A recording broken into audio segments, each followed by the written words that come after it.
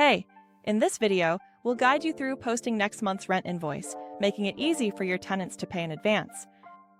First, go to the contacts and open the profile of the needed tenant.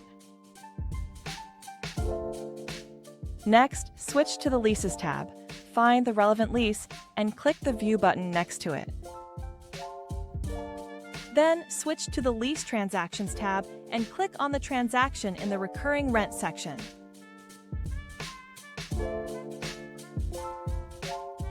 After this, a page with the transaction details will open.